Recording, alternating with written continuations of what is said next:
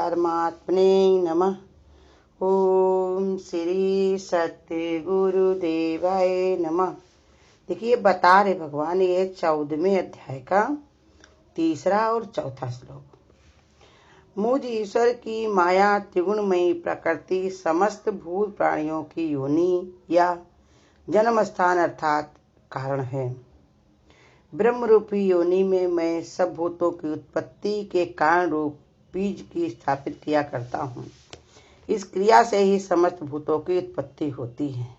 तथा हे अर्जुन, नाना प्रकार की सब योनियों में जितनी मूर्तियां अर्थात शरीर उत्पन्न होते हैं, उन सब की त्रिगुणमयी माया तो गर्भ की धारण करने वाली माता है और मैं बीज को स्थापन करने वाला पिता हूँ।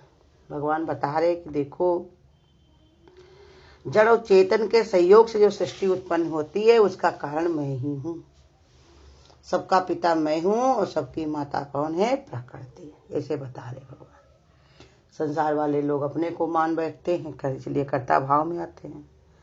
कहते हम इनके पिता हैं, हम जैसा चाहेंगे अपने पुत्र पुत्री को रखेंगे, जैसा चाहेंगे अपना संसार बसाएंगे। माँ कहती है हमने इसको जन्म दिया, मैंने इसको पाला पोसा, ऐसे मानते हैं। अब इसी मानने के कारण ही दुखी होते हैं। लेकिन भगवान कहते कारण मैं ही हूँ, मैं ही सबके पिता हूँ, प्रकृति ही माता है। कोई इस बात को नहीं समझ पाए तो उसकी गलती है, इसलिए कर्तापन में फंस जाते हैं। अब भगवान इतना सब करने के बाद भी न्यारा है। वो उसको जो कला आती है सब उसी से हो रहा, लेकिन वो अपने को कितना न्यारा जानता है। क्योंकि ये सब कहा कि सब अपने ही कर्म के अनुसार ही सबकी रचना होती है।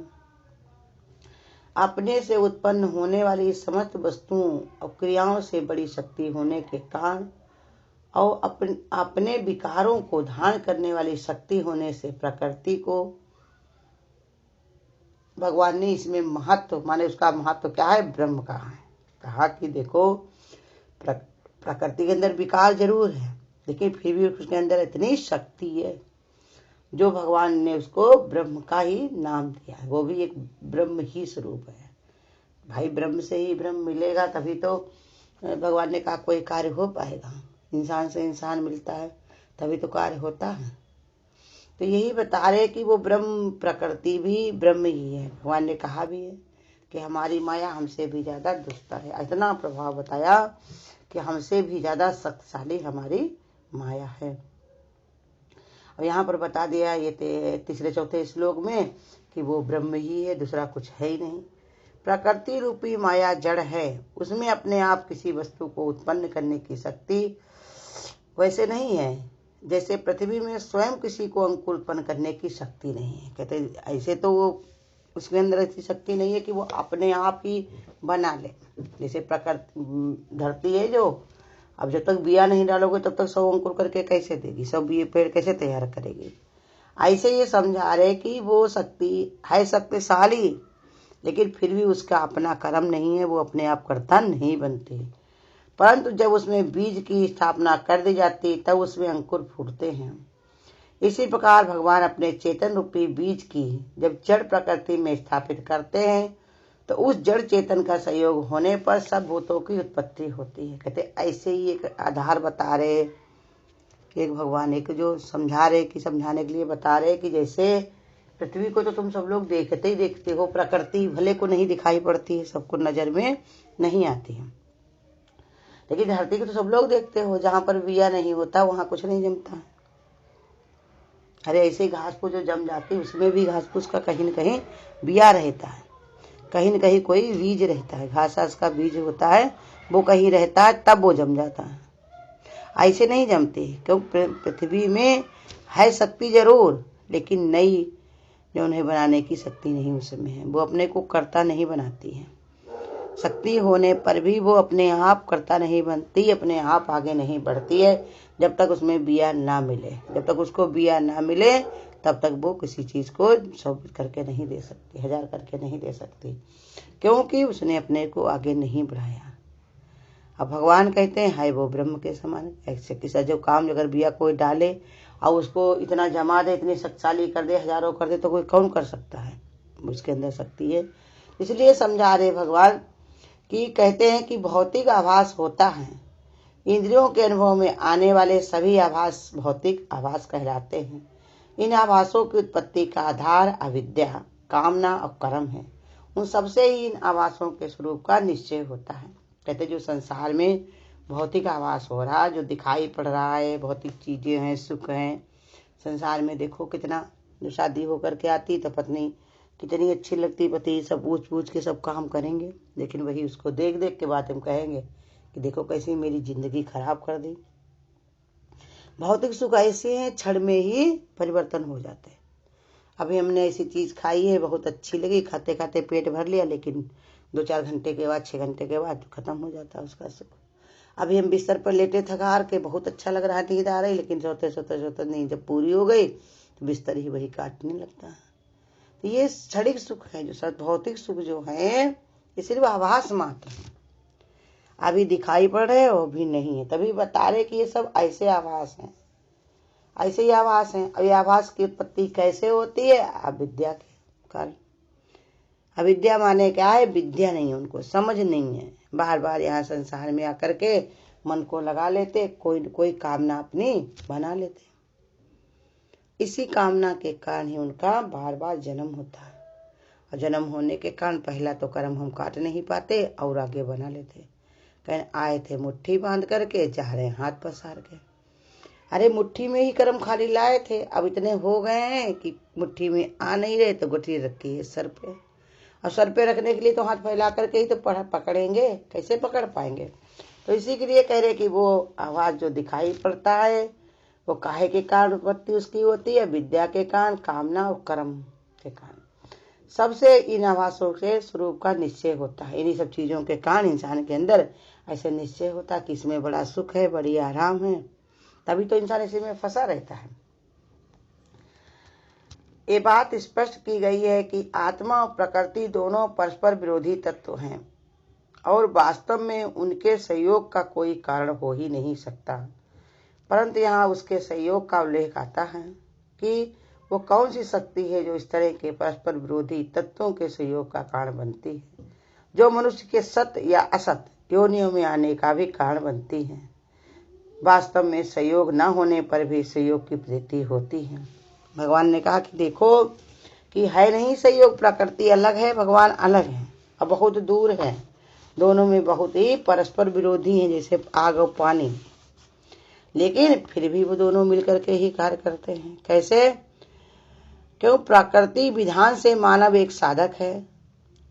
भगवान ने बताया कि वो कार्य कैसे करती है कि वैसे तो देखा जाए कि सबके अंदर एक परमात्मा ही विद्यमान है, साधक ही है, लेकिन अपने कर्म कामना के कारण, इच्छाओं के कारण, अविद्या के कारण वो कर्म में फंस जाता है। इसी के कारण उसको बार बार संसार में आना जाना पड़ता है। लेकिन अब काम कराने के लिए जब उसको यहाँ आना है तो फिर कोई कार्य आगे कोई करेगा ना, तो पहुंचाने का भी, जैसे पुलिस वाले किसी के दुश्मन नहीं होते जो घर से पकड़ ले जाए, लेकिन जब ऐसे कर्म करता है इंसान तो वो घर में खोज के ले भी जाते, ढूंढ भी लेते। ऐसे ही परमात्मा कहते हैं कि तुम्हारे अंदर जो कामनाएं भरी हुई हैं, अविद्या भरी हुई है, इसी का आधार बनता है, और ऐसे तुम कर्म करते हो जिसके कारण तुमको बार बार संसार में आना और जाना पड़ता है। यही के कारण, लेकिन इसमें भगवान ने बताया कि सहयोग प्रकृति भी करती है, क्योंकि प्रकृति के ही अंदर में सब हो रहा है। राज है राजा का, राज्य करे रहने। प्रकृति देख रही है कि कौन कैसे क्या कर रहा है और उसको करवा भी रही है। भगवान देख करके भी, भगवान ने बताया देख करके भी अनदेखा कर देते, लेकिन प्रकृति अनदेखा नहीं करती। वो कहती तुम करते रहो, हम तुमको इसका जौन है सजा जरूर देंगे। कर्म करने में तुम आजाद हो, लेकिन भोगने में परतंत्र बनोगे। जब कर्म की गति सामने आती है तो इंसान को रोए नहीं टूटता। इंसान इतना परेशान होता है, इतना परेशान होता है कि गुरु कहते हैं जिसके पर बीतती वही जानता है। अंदर का अनुभव का विचार जो है हर कोई बताया तो नहीं जा सकता, क्योंकि सबका अनुभव अपना अपना होता है। जिस पर अपनी ऐसी घटना घटी ही नहीं, जिसके साथ ऐसा हुआ ही नहीं, वो कैसे जान पाएगा? हाँ, ये लेकिन सच्चाई है, ये संत महात्मा यही मानते हैं कि जो हो रहा सब अच्छा ही हो रहा। अगर कोई परेशानी भी है, कोई दुख भी लग रहा तो कटने के लिए है ना। हम लोग चलते चले जा रहे, रास्ते में कांटे पड़ रहे हैं, नाले पड़ रहे हैं, और कोई तुमको कोई तुमको परेशान करने वाला मिला, लेकिन आगे छोड़ते हुए हम बढ़ते जा रहे हैं। नहीं, इनसे सामना होना ही था मेरा, क्योंकि हमारा कर्म जुड़ा था। लेकिन अब छोड़ छोड़ के हम आगे बढ़ रहे हैं। अब मंजिल हमारी आगे की है, तो उसका विचार क्या करना। तुमको कोई बता दे वहां पर जाकर के तुम स्वयं भगवान तुमको मिलने वाले हैं, अगर तुम्हें प्रीति हो तो तुम उधर का ध्यान दोगे, हमें मिलने वाले कहीं हट ना जाए, कहीं चले ना जाए, कि इसका ध्यान रखोगे। ऐसे ही समझा रहे भगवान कि संत महात्माओं के लिए कठिनाई नहीं थी, लेकिन जिनके अंदर कामनाएं भरी हुई हैं, अविद्या भरी हुई है, तो उनके लिए भगवान ने बताया ये आभास उसको निश्चय नहीं होने देते, उसके स्वरूप को निश्चय नहीं कराने देते, कि क्या आत्मा का निश्चय नहीं कर पाते हैं, इसी के कारण उनकी बार बार जन्म होता। लेकिन अब भी भगवान ये समझा रहे कि देखो तब भी वो हमसे दूर नहीं रहता। जन्म देने वाली प्रकृति है, वो भी हमारे ही स्वरूप है। अब बीज को स्थापन करने वाला मैं ही सबका पिता हूँ। तुम ही हो माता पिता, तुम ही हो बंधु सखा, तुम ही भगवान ही है। लेकिन इसके कारण नहीं जान पाते हैं, क्योंकि अपनी कामनाओं के कारण, इच्छाओं के कारण। इंसान भगवान देखो बता चुके ना पहले कि इतना सरल है भक्ति हमारी, कि इंसान हमारे प्रीति करे, प्रेम करे, हमको पा करके अपने सारे कर्मों को काट डाले। लेकिन भगवान के महत्व को ना जान करके संसार का महत्व करते हैं लोग। सामने सामने अगर भगवान खड़े कर दिए जाए, एक तरफ अपना पति पुत्र परिवार खड़ा कर दिया जाए, तो उधर दिमाग जाएगा इंसान का, उनका महत्व करेगा, जबकि वो छूटने वाले हैं। हाँ, रुको, भगवान ने कहा टूटने वाले छूटने वाले हैं, कब अपने आप चल दो तुम्हें पता है, या सामने वाला कब चल दे कुछ पता है। तो इसलिए कहते हैं वो कामनाओं के कारण, इच्छाओं के कारण कर्म है, और उन्हीं के आवासों का शरीर, जो आवासों के कारण ही स्वरूप का निश्चय होता है। पक्का वो जान ही नहीं पाते, जो चीज दिखाई पड़ती भौतिक उसी में ही निश्चय कर लेते, यही हमको चाहिए, इसी में मन लगाना, इसी के लिए हम आए हैं, इसीलिए उसी में ही वो पड़े रहते हैं। अब वास्तव में संयोग होने पर भी संयोग की प्रीति होती है। भगवान ने कहा है संयोग होने पर भी संयोग की प्रीति होती है। काहे कि संयोग काहे का है, सत और असत का, दोनों का मिला हुआ संयोग है। अब बढ़ता भी इंसान कभी कभार ऐसे मन में आएगा कि सच में संसार में कुछ है नहीं, ऐसे बढ़िया अपने परमात्मा से प्रीति की जाए, उससे प्रेम किया जाए, वही अपने काम आएगा। लेकिन बहुत देर नहीं ठहर पाता, क्योंकि आदत नहीं है, अभ्यास नहीं है। देखो बच्चा कितनी बार गिरता है तब कहीं उठना सीख पाता, पलटना सीख पाता, फिर कितनी बार पलट के जब गिरता है, खसकता इधर उधर, तब कहीं बैठना सीख पाता, और बैठने के बाद कितना लुढ़कता है तब कहीं वो बैठना सीख पाता, फिर उसका खड़े होने में कितनी चोटें खाता है तब कर पाता, और चलने में कितनी उसको जो उन्हें परेशानियां होती हैं, गिर पड़ता है, लेकिन फिर भी चलना सीख लेता है।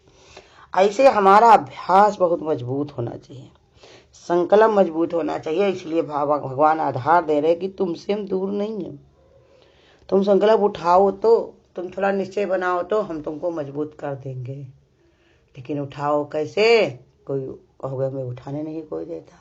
अरे संसार में सब ऐसे ही मिलते रहेंगे।